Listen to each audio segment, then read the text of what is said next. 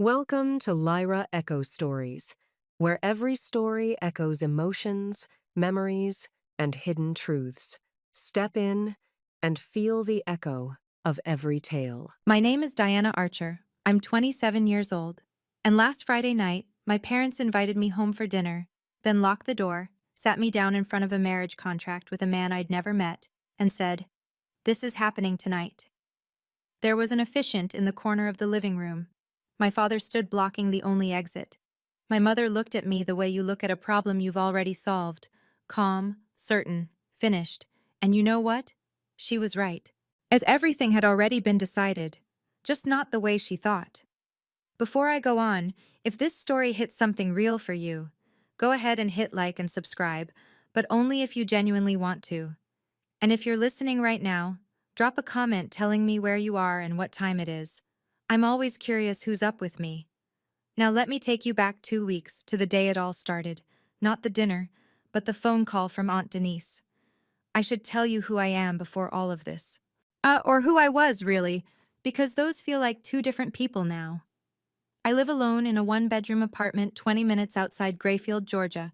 I work as an administrative assistant at a veterinary clinic. I pay my rent on time. I don't drink, don't smoke, don't stay out past 10 unless I'm binge-watching something on the couch with my cat. By every measure that matters to me, my life is quiet and fine. But to my mother, Lorraine Archer, quiet and fine is just another word for failure. She calls at least 3 times a week, not to ask how I'm doing, to check. Where was I Saturday? Who was I with? Why haven't I put myself out there? And always, always, always. You're 27 and still alone, Diana. Do you know what people say about that? I stopped answering most of the time. That made it worse. Last Thanksgiving, I drove the 45 minutes home because she guilt-tripped me for 3 straight days. And I walked through the front door, and before I could even set the pie down, she turned to my uncle's wife and said, "This is Diana, still single, still working at that little dog clinic." She laughed when she said it, like it was a joke everyone was in on. My father, Gerald, sat at the head of the table and said nothing. He never does.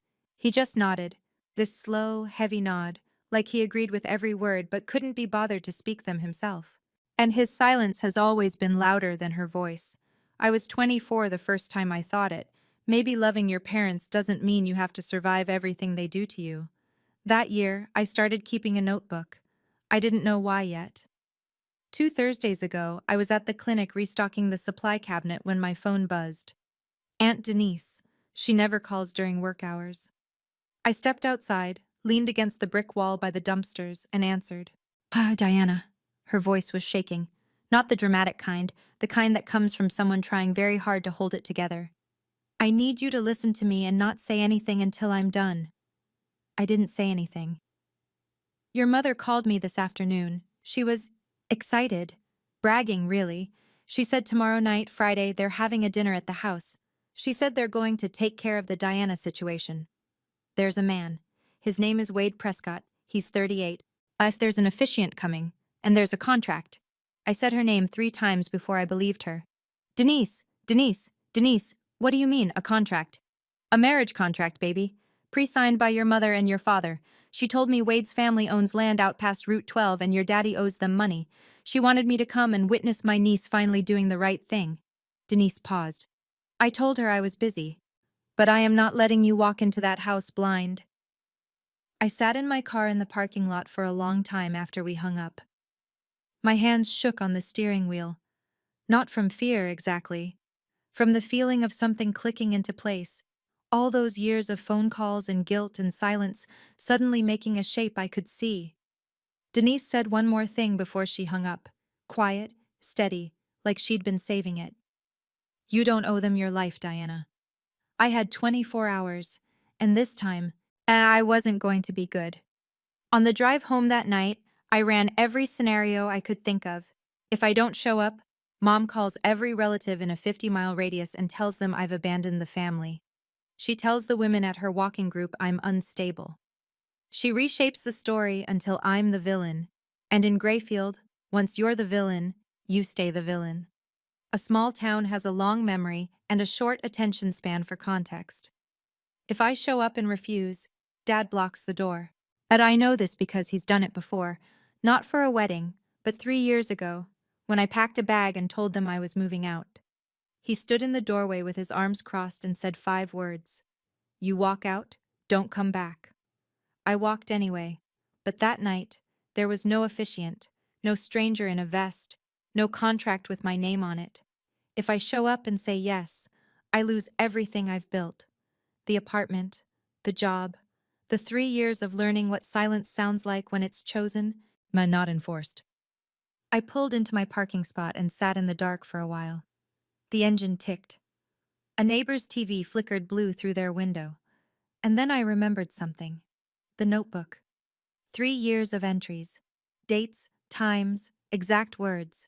Every phone call where Mom told me I was embarrassing the family. Every text from Dad that was just a period. His way of saying I'd disappointed him without spelling it out. Screenshots of voicemails, timestamps. What I'd kept it because I thought I was losing my mind. I needed proof, for myself, that what I felt was real. I didn't know it yet, but that notebook was about to become something else entirely. I pulled the notebook from my nightstand drawer. Navy blue cover, dog-eared corners. 3 years of my mother's voice pressed flat between the pages like dried flowers, except nothing about them was beautiful. I flipped through. Over 200 entries. October 14th, 2 years ago. Mom called at 11 p.m. and said if I don't come home for Christmas, she'll tell Grandma I'm living with a man. I live alone. March 3rd, last year. Dad texted, your mother cried all night. No context.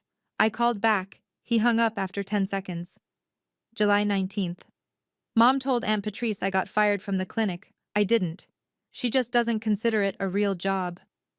Entry after entry after entry. Dates, direct quotes, screenshots taped to the pages with scotch tape. I didn't know what I'd been building, and I just knew I needed to see it outside of my own head. I called Megan Torres at 11 that night. Megan and I went to high school together. She's a paralegal now at the county attorney's office. She picked up on the second ring, which tells you everything about the kind of friend she is. I told her everything. The call from Denise, the dinner, the contract, Wade Prescott, the officiant. She was quiet for a long time. Then she said something that changed the next 24 hours of my life. Geek, Diana, listen to me. This isn't family drama. This is coercive control, and Georgia law has a process for this. I didn't sleep that night. Not because I was scared, because for the first time in 3 years, I wasn't just documenting what was happening to me. I was deciding what I was going to do about it. Friday morning, I called Dr. Marsh at the clinic and told her I needed a personal day. She didn't ask questions. She never does. That's why I've stayed 3 years. By 8:30, and I was in my car, driving 30 minutes to the county courthouse. Megan met me in the lobby. She'd already pulled the forms. I prepped everything last night, she said, handing me a clipboard. Emergency protective order application. You fill in the narrative. I'll walk you through it. I sat at a metal table in the courthouse hallway and wrote. Not the whole notebook, just the pattern. 3 years of calls, the isolation, the guilt, the time Dad physically blocked the door. And what Denise told me was being planned for tonight. I attached photocopies of 42 notebook pages and 14 screenshots. By 10:15, a duty judge reviewed the application. By 11, she signed it. I held the paper in my hands and read the words twice. My name, my parents' names, 500 feet, effective immediately. Then Megan handed me a second form. Adult Protective Services complaint. This documents the pattern, coercive control over an extended period. It triggers a formal investigation. I signed it.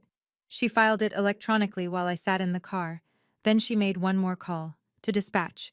She gave them the address on Buckner Road, my parents' house, and explained that I'd be there that evening, that a protective order was in effect, and that I might need assistance. At 6:45 that evening, I pulled up to the curb outside my parents' house. The porch light was on. Mom's car in the driveway. A black truck I didn't recognize parked behind it. I turned on the voice recorder on my phone, dropped it in my purse, and took a breath. I wasn't scared to walk into that house. For the first time in my life, I wasn't scared at all. The front door was unlocked. That should have been my first clue. Mom never leaves the door unlocked. I stepped inside and the living room stopped me cold. White tablecloth over the dining table, fresh flowers in a vase I'd never seen before. But candles, actual candles, lit along the mantel. The room smelled like gardenias and furniture polish, the way Mom only makes it smell when she wants to impress someone. This was not a family dinner. A man stood up from the couch, tall, dark sport coat over a pressed shirt, clean-shaven, somewhere around 38. He looked at me and gave a single nod, slow, measured, like we'd already agreed on something. I'd never seen him in my life. In the corner, near the bookshelf, sat a second man. Older, maybe early 60s, holding a leather folder on his lap. He wore a gray suit that didn't quite fit right. He smiled at me the way people smile at nervous brides. Aunt Denise had described every detail: the man on the couch, the officiant in the corner, even where they'd be sitting.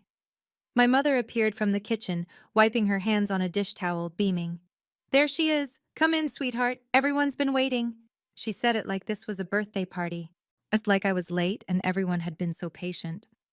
I looked at the couch, at the officiant, at the white tablecloth and the candles and the flowers. I looked at the empty chair they'd set out for me, directly across from the man I'd never met, with a pen placed neatly beside the plate. No dinner, no food at all, just a stage. And then I heard the deadbolt click behind me. I turned around. Dad was standing at the front door, arms crossed, back against the frame. He didn't say a word. Yet he didn't have to. Before I could sit, Mom slid a stack of papers across the table toward me. 6 pages, stapled in the corner, blue ink. I looked down. The header read, Premarital Agreement and Covenant of Union. Page 3 had 2 signatures at the bottom. Gerald T. Archer, Lorraine M. Archer. Under a line that said, Parental Consent and Endorsement. My name was already typed into every blank. Diana Marie Archer, printed neatly like a form letter. It's like I was a box someone had checked. "What is this?" Mom folded her hands on the table. "Your future." "Who signed this section?" "Your father and I, because you won't do it yourself." "I've never met this person." "You're meeting him right now. Sit down." The man on the couch stepped forward. He extended his hand. I didn't take it. "I'm Wade Prescott," he said. His voice was flat, not nervous, not warm, transactional, like he was closing on a piece of property. "I think you'll find the terms very reasonable." I looked at the officiant in the corner. He shifted the leather folder on his lap. He looked everywhere except at me. I looked back at the contract. Something in the language caught my eye, a clause I almost skimmed past, but I held it. I didn't react. Not yet. "Wade's family has been very patient," Mom said, touching my arm. "Very generous." Wade checked his watch. That's when I understood something I hadn't fully grasped until that moment. He wasn't here because he wanted a wife. He was here because he was collecting on a debt, and I was the payment. I looked at the pen beside my plate, looked at the blank signature line with my name typed beneath it. I didn't pick it up. I set the contract down, stood up, chair legs scraped the floor. "I'm not signing this." Mom's smile didn't move. You haven't finished reading it." "I don't need to finish reading it. I don't agree to this." I turned toward the front door. 2 steps. 3. Dad was already there. Same posture as 3 years ago, back flat against the door, arms folded across his chest, chin down. A wall made of flannel and silence. I stopped 2 feet from him, close enough to smell the motor oil that never quite washes out of his hands. "Move, Dad." Nothing. "Dad, move." His eyes flicked over my shoulder, toward Mom, then came back to me. He didn't unfold his arms, didn't shift his weight, just stood there, solid, the way he stood in every doorway of every decision I've ever tried to make. Behind me, Mom's voice. "See? You're not going anywhere tonight, Diana." I felt the room tighten. The officiant coughed quietly. Wade sat back down on the couch, crossing one leg over the other like he had all the time in the world. 3 years ago, this exact scene made me cry. Dad in the doorway, Mom narrating my failure from behind, me caught in the middle with nowhere to go. I cried, and I pushed past him, and I left, and I didn't come back for 8 months. But tonight, there was a contract on the table. An officiant with a folder.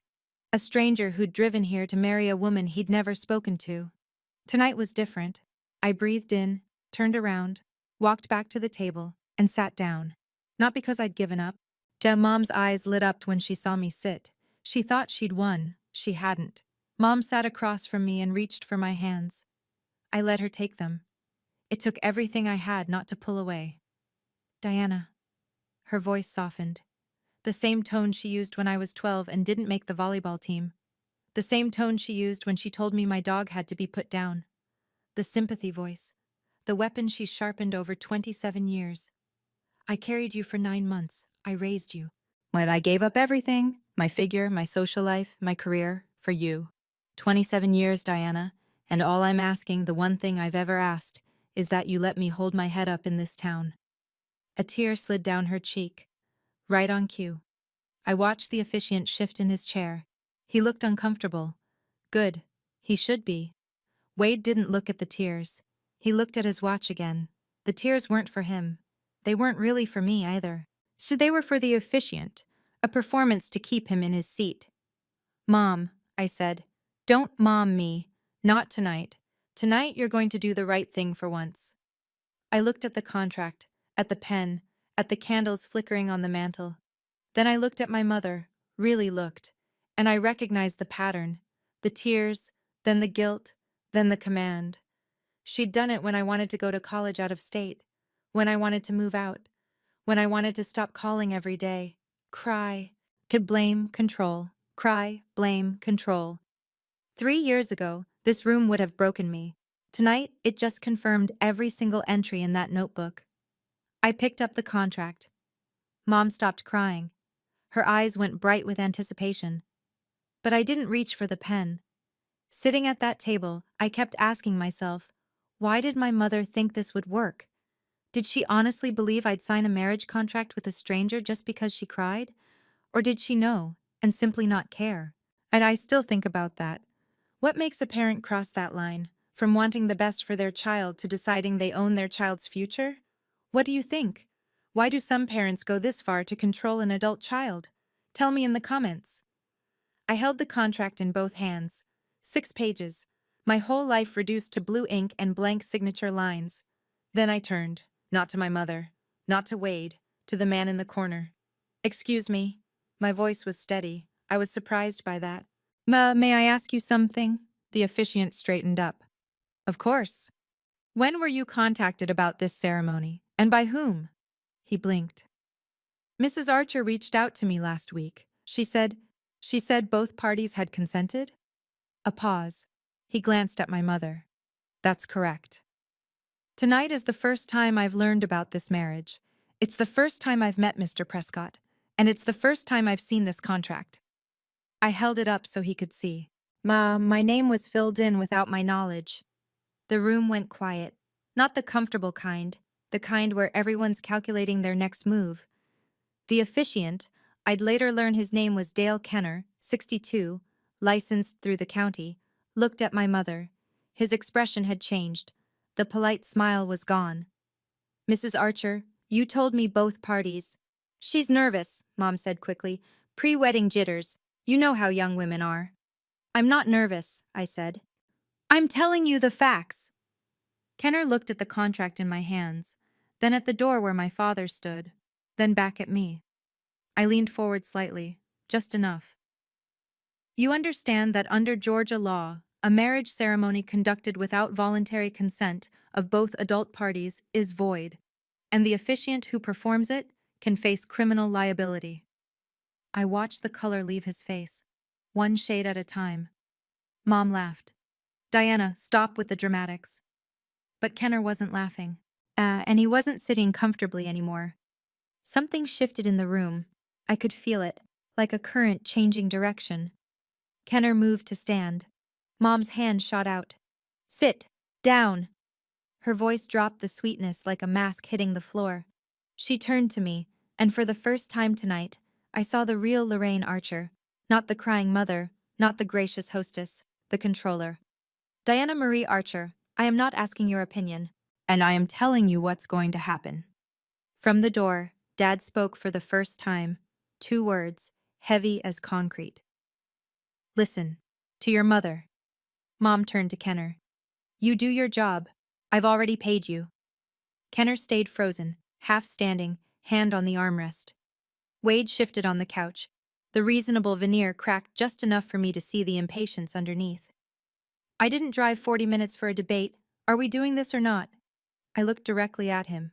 Are you asking me? Or them? Because from where I'm sitting, you're negotiating with my parents, not with me. Wade's mouth opened, closed. He looked at Gerald. I felt my purse against my hip. Inside it, folded in an envelope, was something none of them knew about. My hand drifted to the strap, just briefly, but I pulled it back. Not yet. I checked the time.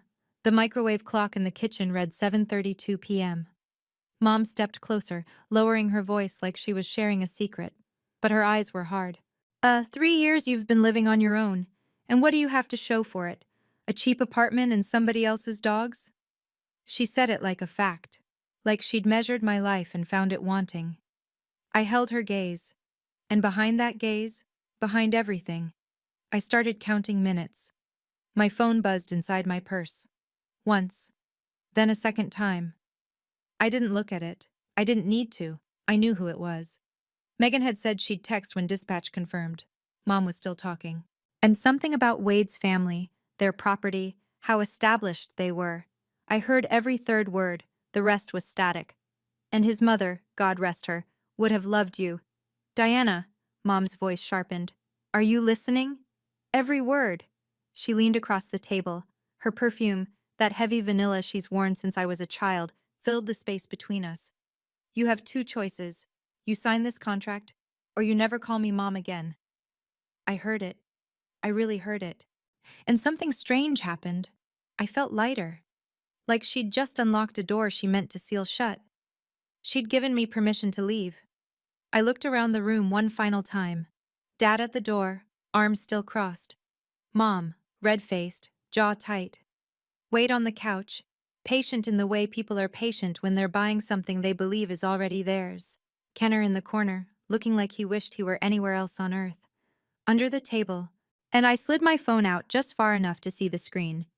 Megan's message. Confirmed with dispatch. Send the word anytime. I typed one word with my thumb, not looking down. Muscle memory. I'd practiced it in the car.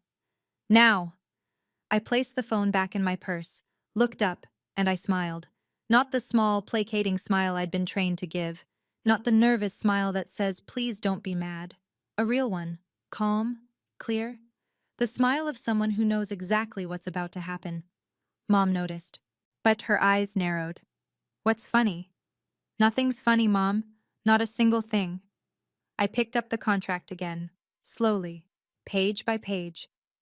Since we're all here, I said, let me share what I found. Mom straightened. She thought I was coming around. I turned to page 2. Section 3. Assets of the bride. Someone listed my savings account balance. $7,412. I looked up. I've never shared that number with anyone in this room. Silence. Page 4. Section 7. Marital residence. The Prescott property on Route 12. No alternative listed. No option for independent housing. Wade uncrossed his legs. Page 5. Section 9. I read it slowly, making sure every word landed. The bride agrees to relinquish independent employment within 60 days of the marriage date. I set the page down. You want me to quit my job? Mom's face was a mask. Wade's family doesn't need you working. This isn't about what Wade's family needs. And this is about taking away my income so I can't leave. I looked at Kenner. His leather folder was closed now. His hands were folded on top of it. He was watching me the way you watch a car accident, unable to look away. I turned to Wade. Did you write this, or did my mother? Wade's jaw tightened. The terms are standard. Standard for what, exactly? No answer. I turned to my mother. You listed my bank balance. You negotiated my residence. But you wrote a clause that eliminates my ability to earn money, and you signed it before I even knew it existed. I set the contract down on the table, square in the center, like an exhibit. This isn't a marriage, Mom. This is a sale. The word sat in the air between us like a lit match. I turned to my father. He hadn't moved from the door, hadn't spoken more than 2 words all night. Dad, how much do you owe the Prescotts? His chin lifted, just slightly. Yeah, that's none of your business. It's directly my business, because I'm how you're planning to pay it off. The room went dead still. Even the candles seemed to stop flickering. Wade looked at Gerald. Gerald looked at the floor. Mom's hand slammed the table. Don't you dare accuse your father. $40,000. I said it evenly. Aunt Denise told me. A land loan that went sideways, due last spring. And instead of selling something or working out a payment plan, you decided to sell me. Gerald's arms dropped to his sides. First time all night. Wade's composure finally cracked. He stood up from the couch. I don't think that's an accurate characterization. Then correct me. He didn't. Kenner rose from his chair, both hands gripping the folder. I think I need to reassess the situation here. Sit down. Mom's voice broke high and sharp, the kind of sound that carries through walls. I paid you. You're going to... Ma'am. Kenner held up one hand. If this is not a voluntary union, I cannot proceed. I will not proceed. He moved toward the door. But Gerald was still standing there, no longer blocking it with purpose, but blocking it with habit, with size, with the sheer inertia of a man who doesn't know how to step aside. Nobody's leaving yet, Gerald said. Not loud, almost tired. Kenner stopped, looked at the door, looked at Gerald, looked at me. And I watched it register on his face, the realization that he, too, was now trapped. Denise, Mom hissed under her breath. I will deal with her. Kenner took one more step toward the door. Mr. Archer, I need to leave. When it's done. Sir, it is done. I'm not performing this ceremony. Gerald didn't move. He filled that doorway the way he always has. Not with rage, but with mass. A man who believes that standing still is the same as being right. I looked at the scene from the outside of myself for a moment. 4 adults and a man blocking a door. And in a house on a quiet street. On a Friday night. If you drove past, you'd see porch light. Maybe hear nothing. That's how it works in Grayfield. Everything ugly happens behind drawn curtains. Mom pivoted. Her voice changed again. Soft, wounded, the victim track. Diana, look what you're doing. You're embarrassing us in front of Mr. Kenner, in front of Wade. Is this who you are? I almost laughed. She was worried about embarrassment in the middle of an ambush. A car pulled into the driveway next door. Headlights swept across the living room curtains. Mom's head snapped toward the window. Close the blinds, Gerald. He crossed the room and pulled the cord. The blinds clattered shut. Then he returned to the door. I checked the microwave clock again. 7:48 p.m. Dad, I said, you're physically preventing 4 people from leaving this house. Do you know what that's called? He didn't answer. It's called unlawful restraint. In Georgia, it's a misdemeanor. Unless it involves a threat of violence, then it's a felony. Dad's hands, hanging at his sides now, curled into fists. Not to hit anyone. I know my father. It was the only way he knew how to hold himself together. Somewhere outside, very faint, I thought I heard a siren, but I wasn't sure yet. I set the contract down on the table, centered it neatly between the flowers and the unlit place setting. Then I stood up, slowly. The chair barely made a sound. And I looked at my mother. I looked at my father. I looked at Wade Prescott, who'd driven 40 minutes to buy a woman with somebody else's debt. And I smiled. Not a smirk, not a grin. The kind of smile that comes when every single piece finally settles into its place and you see the whole board. Mom, Dad. My voice was so steady it didn't feel like mine. You really should have read what I filed yesterday. 3 seconds of silence. The longest 3 seconds that living room had ever held. What did you file? Mom's voice was thin. I opened my purse, pulled out 2 envelopes, cream-colored, crisp. I placed the first one on the table. This is an emergency protective order, signed this morning by a judge at the county courthouse. It prohibits both of you from contacting me or coming within 500 feet of me. Effective immediately. I placed the second envelope beside it. And this is a formal complaint filed with Adult Protective Services, documenting a years-long pattern of coercive control, emotional manipulation, and isolation. I set them down right next to the marriage contract. 3 documents on a white tablecloth, 2 of theirs, 2 of mine. The room didn't breathe. Then Mom's phone buzzed on the kitchen counter. A notification from the county court system. Then Dad's phone, in his back pocket, vibrated against the doorframe, and from outside, no longer faint, no longer maybe, came the sound of a siren, getting closer, then stopping, right in front of the house. Mom started screaming. Mom grabbed her phone off the counter. Her hands were shaking so badly she had to try her passcode twice. I watched her face as she read it. The notification from the court system, her name, my name, the order number, the terms. Her mouth opened, then closed, then opened again. What is this? What did you do? Dad pulled his phone from his back pocket. Same notification. He read it the way he reads everything, slow, lips slightly moving. And I saw something I'd never seen before on Gerald Archer's face. Fear. Wade Prescott was already on his feet. I haven't signed anything. I'm not part of. I need to leave. For the first time all night, the flat, transactional voice had a crack in it. He wasn't worried about the wedding anymore. He was worried about himself. Kenner saw his opening. The moment Gerald stepped away from the door to check his phone, Kenner moved. Fast for a 62-year-old man. And he had the front door open and was through it before anyone could react. Blue and red lights pulsed through the open doorway, washing across the white tablecloth. The flowers, the contract, my mother's face, a patrol car, parked at the curb, engine running. I could hear Kenner's voice outside, rapid, talking to someone. Then footsteps on the porch. Mom looked at me. Not with anger, not yet. That would come later. Right now, it was something worse. Disbelief. The expression of someone whose script has been flipped, who wrote every line of the play and suddenly doesn't recognize the scene. Diana. Her voice cracked down the middle. You called the police? On your own parents? I didn't answer. I didn't need to. The knock on the door answered for me. The officer at the door was a woman. Late 30s, dark hair pulled back, calm eyes that took in the room in about 2 seconds flat. Good evening. I'm Officer Hollins with the County Sheriff's Department.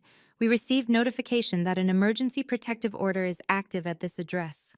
She wasn't loud. She didn't need to be. I stepped forward. I'm Diana Archer. I'm the petitioner on the protective order. I was invited here under false pretenses and was physically prevented from leaving. Hollins looked past me. The tablecloth, the candles, the marriage contract, the 2 envelopes. Her eyes moved to Gerald. Him standing 3 feet from the open door, arms at his sides. Sir, did you prevent anyone from leaving this residence tonight? This is my house, Gerald said. That's not the question I asked. Kenner's voice came from the porch behind her. Rapid, urgent. Officer, I was also prevented from leaving. I'm a licensed officiant. I was brought here under the representation that both parties consented. That is clearly not the case. Hollins nodded once. She stepped inside. As a second officer appeared behind her, younger, staying near the door. Mr. and Mrs. Archer, I'm going to need to speak with each of you separately. Sir, if you could step outside with my partner. Gerald looked at the officer, then at Mom, then, for one long moment, at me. He walked out the front door without a word. His footsteps on the porch were heavy, slow. It was the first time in my life I'd watched my father leave a doorway because someone else told him to. Hollins turned to me. Her voice dropped, not to a whisper, but to something gentler, professional warmth. You're safe now. Is there anything else you need? I shook my head. Just this, just to be believed. In Grayfield, Georgia, a police car on your street is a headline. A police car in your driveway, with the lights still going, is the front page. Mrs. Patterson from next door was already on her porch. Arms crossed over her housecoat, phone in hand, not even pretending she wasn't watching. Across the street, the Delgado's front light came on. I saw a curtain twitch at the Riley house on the corner. Mom saw it too. She was standing at the living room window, blinds still half open from when Kenner had pushed through the door. The blue and red lights painted her face in alternating colors. Her jaw was clenched so tight I could see the muscles in her neck. Are you happy now?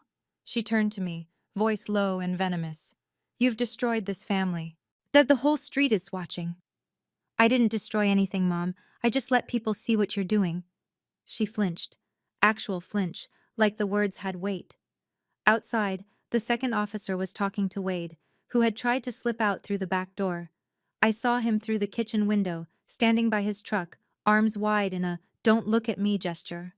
"I was just here as a guest," I heard him say. "Mr. Archer contacted me, and I came as a courtesy." Already throwing Gerald under the bus, 40 minutes of partnership dissolved in 30 seconds of self-preservation. Hollins was taking notes at the dining table. She'd placed the marriage contract in an evidence bag. It sat on the white tablecloth like a patient on a stretcher. Mom whispered from the window. "Not to me. Not to anyone, really.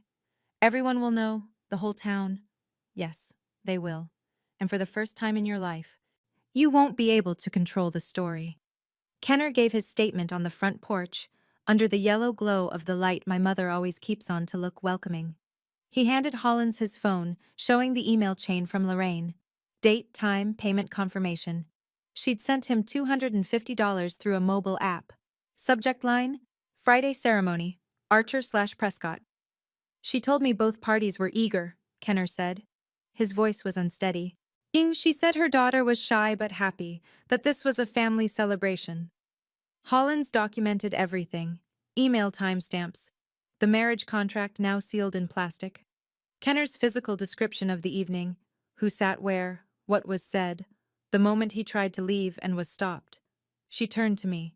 "Ms. Archer, I have the protective order number on file. Yet your parents will be formally notified that contact with you is prohibited within the terms of the order." I handed her a printed copy of the EPO from my purse, then the APS case number written on a sticky note. Then I told her about the voice recording on my phone. "I've been recording since I walked in." Hollins paused, looked at me. Not surprised exactly, more like recalibrating. "That's admissible in Georgia. One-party consent state." I nodded. From the driveway, and the second officer was making notes on Gerald. "Unlawful restraint, written up on the spot. Not an arrest, not tonight, but a formal record, a paper trail." Kenner turned to me before he left. His eyes were red-rimmed. "Ms. Archer, I didn't know. I'm truly sorry." "I believe you," I said. He walked to his car, started the engine, pulled away slowly, like he was trying not to make any more noise in a night that had already been too loud. And I stood on the porch and watched his taillights disappear. Hollins told Gerald he would be cited for unlawful restraint. A misdemeanor. Not jail, not tonight, but a record. A formal document with his name and the date and a description of what he did. I watched my father hear those words. He didn't argue, didn't raise his voice. He just stood there on the front lawn, under the pecan tree he planted the year I was born, and something in his posture changed. At the broad shoulders that had filled every doorway of my childhood seemed to narrow. The arms that had been folded like armor all night hung loose, purposeless. He looked at me through the open front door, not angry, not pleading. Something I'd never seen from him before, confused, like he was looking at someone he didn't recognize. I held his gaze. I didn't look away, didn't soften, didn't give him the small apologetic nod he'd been trained to expect from me for 27 years. Then I turned back inside. Mom was sitting at the dining table, in the chair I'd been assigned for the ceremony. The candles had burned down, wax pooled on the tablecloth. She was staring at the 2 envelopes I'd placed there, the protective order, the APS complaint, like they were something alive. "This isn't over, Diana. I'll get a lawyer. I'll—" Officer Hollins stepped back in. "Ma'am, I'd strongly recommend you do get an attorney. For yourself." Mom looked at Hollins, then at me, then at the empty chair where Wade had been sitting. "A PS will be contacting both of you within 5 business days," Hollins added, writing something on her notepad. "The investigation is already open." Mom opened her mouth, closed it. For the first time in my life, Lorraine Archer didn't have a line prepared. The silence was the loudest sound I'd ever heard in that house. Wade Prescott was released after giving his statement. That Hollins told him the same thing she'd told my parents. He might receive a subpoena if the investigation continued. He didn't respond, didn't look at anyone, just climbed into his black truck, started the engine, threw it into reverse, and backed down the driveway with the precision of a man who wanted to erase every second he'd spent on Buckner Road. I stood on the porch and watched the taillights shrink down the road until they disappeared past the curve by the old grain silo. But that man drove 40 minutes to this house, sat on that couch for over an hour, looked me in the eye and said, "I think you'll find the terms very reasonable." He knew I'd never seen him before. He knew I hadn't consented. And he stayed anyway. Tonight, he goes home with nothing. Not the wife he'd arranged to collect. Not the $40,000 in leverage over my father. Not even his dignity. Because he'd thrown Gerald under the bus the moment the blue lights hit the driveway. Yet Kenner had already left. Now Wade. The only people remaining were my parents, two officers, and me. Hollins walked over. "Ms. Archer, you're free to go whenever you're ready. The order is in effect. If either parent contacts you or comes within 500 feet, call dispatch immediately." I thanked her, shook her hand. One of the officers, the younger one, murmured something to his partner as he headed back to the patrol car. I caught it, just barely. First time I've seen anything like this in Grayfield. I picked up my purse from the dining table, walked past the white tablecloth, the melted candles, the empty chairs. $40,000. That was the number my parents put on my life. I walked out the front door on my own terms. The drive home was 45 minutes of silence. I didn't turn on the radio. Didn't call Megan. Didn't call Denise. Just drove, both hands on the wheel. Bent headlights cutting through the dark stretch of Route 9 where the streetlights give out, and it's just you and the pines. My hands were shaking. They hadn't shaken all night. Not when Dad blocked the door, not when Mom cried, not when I pulled out the envelopes. But now, alone in the car with no one to perform calm for, my body caught up. I thought about my mother, not the woman who'd set a trap for me tonight. The other one, the one who used to braid my hair so tight it'd last 3 days. Who made mac and cheese from scratch when I had the flu? Who kept every single one of my report cards in a shoebox on the top shelf of her closet? Then I thought about that same woman, signing a contract with my name on it, listing my bank account balance, hiring an officiant, choosing a stranger, blocking the door. Both of those women are my mother. That's the part no one tells you about. The people who hurt you the worst aren't strangers. They're the ones who know exactly where you're soft because they made you that way. I pulled into my parking spot at 9:20 p.m., turned off the engine, sat in the dark for a while, listening to the tick of the cooling engine and the distant bark of someone's dog. Then I went inside, locked the door, slid down the kitchen wall to the floor, and cried. Hard and ugly and loud. The way you can only cry when no one's watching and you don't have to be strong anymore. Megan called at 11. You okay?" "I don't know, but I'm safe." I fell asleep on the kitchen floor that night, and when I woke up Saturday morning, my phone showed 23 missed calls. I sat on the kitchen floor with my phone and scrolled. 11 calls from Mom. I could chart her emotional arc just from the timestamps, 3 minutes apart at first, angry energy, then longer gaps, then a cluster around 2 a.m. when the crying phase would have kicked in. 4 from Dad, no voicemails. Classic Gerald. Call, wait, hang up, repeat. Silence delivered in installments. 3 from relatives I barely speak to, fishing for details. 2 from Aunt Denise. I called her back first. "You okay, baby?" "Tired, but okay. What are you hearing?" Denise exhaled. "It's everywhere." Mrs. Patterson told her walking group before breakfast. By noon, every woman in Grayfield who owns a pair of sneakers knew there was a police car in your mama's driveway. 1 call from Wade Prescott's number. No voicemail. Then the number was blocked. He'd deleted it from his end. 2 from numbers I didn't recognize. I returned none of them except Denise's. Then my phone buzzed with a text from Mom. Long. The kind of message she composes like a legal brief, full of blame and redirected guilt. I read the first line. "You have destroyed your father and me. I cannot show my face.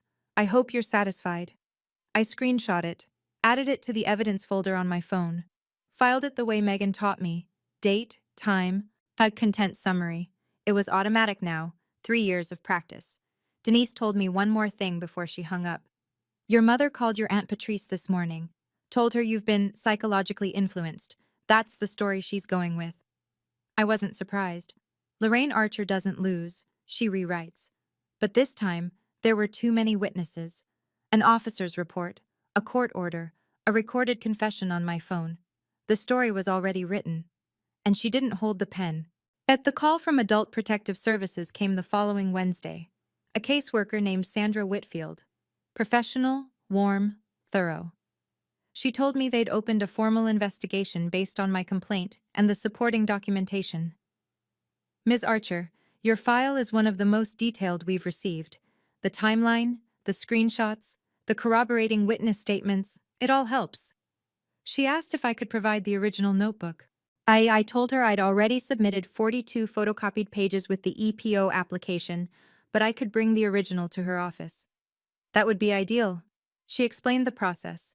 Interviews with my parents, with neighbors, with anyone I listed as having witnessed the pattern. Gerald and Lorraine would be contacted by mail within 5 business days. What happens if they don't cooperate? I asked. Lack of cooperation is noted in the file, but it doesn't stop the investigation. Megan sent me an update the same day. Gerald's unlawful restraint citation had been processed. A misdemeanor, formally on record. No jail time, but it was now part of his permanent file, visible in any future background check, any future legal proceeding involving the family. Kenner, the officiant, had voluntarily submitted a written statement to APS, unprompted. He detailed everything: the email from Lorraine, the payment. At the moment he realized I hadn't consented, the moment Gerald blocked the door. He's cooperating fully, Megan said. He's scared he'll lose his license. And Wade Prescott? Silent. According to Denise, he'd told his father the deal was off. No explanation, no fight. He just shut it down. The $40,000 debt was still there. Gerald still owed the Prescotts. But the currency he'd tried to pay with, me, was off the table. Permanently. As I hung up with Sandra Whitfield and sat at my kitchen table for a long time, just breathing. The system was working. Slowly, imperfectly, bureaucratically, but working. 2 weeks after the dinner, a letter arrived at my apartment. Not from my parents, from their attorney. A formal request to vacate the emergency protective order, claiming I had grossly exaggerated a routine family disagreement. I forwarded it to Megan. Then she read it over the phone in the tone she reserves for things that are both legally weak and personally insulting. This is harassment, Diana, and it just added another exhibit to your file. 3 days later, Mom called the veterinary clinic, asked to speak with my manager. Dr. Marsh told me about it during my lunch break, her face careful and kind. Your mother called this morning. She said, and I'm quoting, "My daughter is emotionally unstable and shouldn't be trusted with responsibilities." My stomach dropped. Dr. Marsh put her hand on my arm. I told her that you're one of the most reliable people on my staff, and I told her that if she calls again, I'll document it as workplace harassment. I thanked her. I don't think she knew how much that meant. Lorraine was running out of levers to pull. The walking group had quietly stopped inviting her. Mrs. Then Patterson waved politely, but didn't linger. At the hardware store, people who used to chat with her about gardening made small talk and moved on.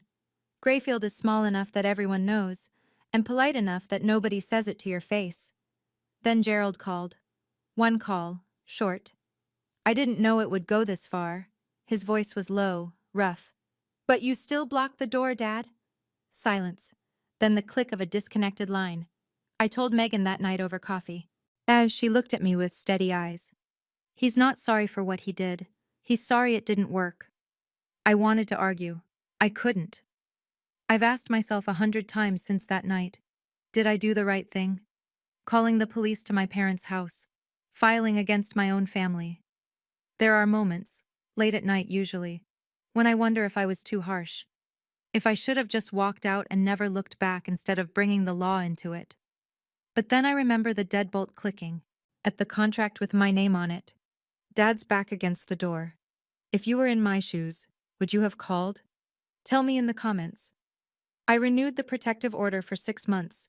Then I sat at my kitchen table on a Sunday morning, opened my laptop, and wrote an email.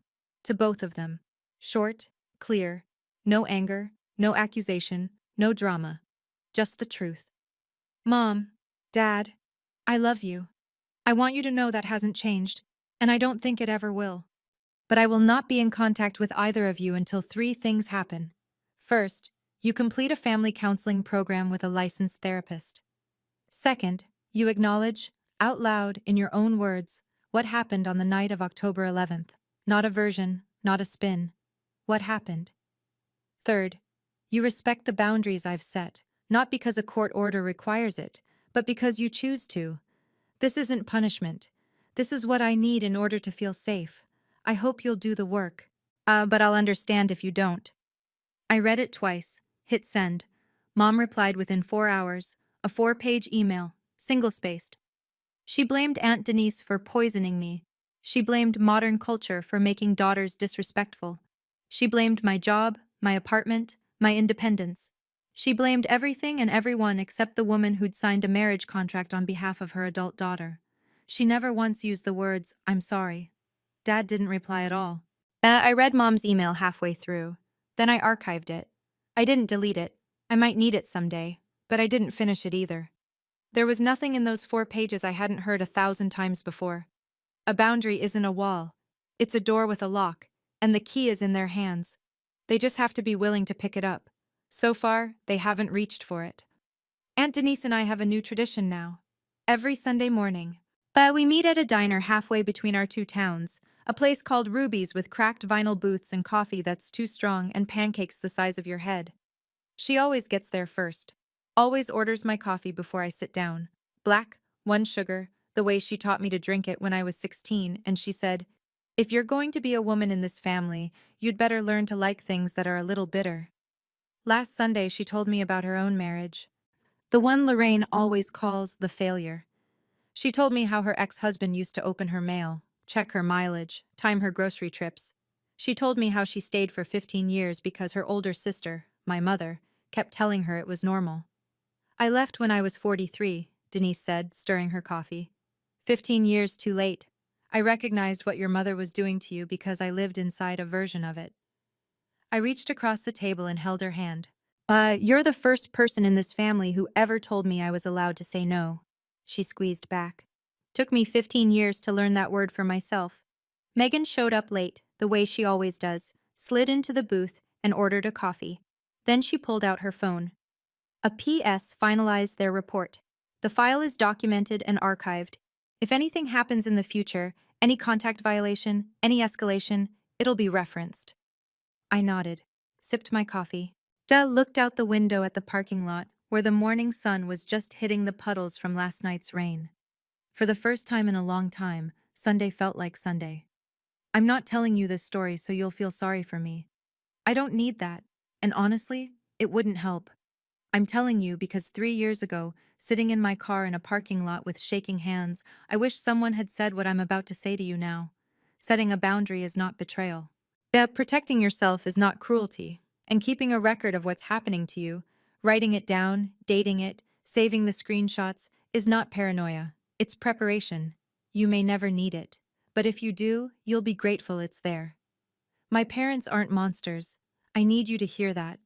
They're people who grew up inside a system that taught them children are property, that obedience equals love, and control equals safety. I understand where it comes from. But I can hold that understanding and still say, it was wrong. Both things are true at the same time. I love them. I love them from this side of the boundary line, where I can breathe, where I can choose, where nobody gets to sign my name without my permission. The notebook is still in my nightstand drawer. I don't open it anymore. But I know it's there. And it reminds me every single day. I wasn't crazy. I was never crazy. My name is Diana Archer. I'm 27 years old. And on a Friday night in October, for the first time in my life, I walked out of my parents' house. Not because I was told to leave, but because I chose to go. That's the difference. That's everything. Thank you for staying with me all the way to the end. That means more than you know. If you've ever had to draw a line with someone you love, you understand how heavy that is. And how necessary. Hit like if you think Diana made the right call. Drop a comment if you've got a story of your own. I read every single one, and you'd be surprised how many people in these comments are going through the same thing right now. Subscribe and hit the bell if you want more stories like this. And in the description, there's another story I think you need to hear. Don't skip it. I'll see you there.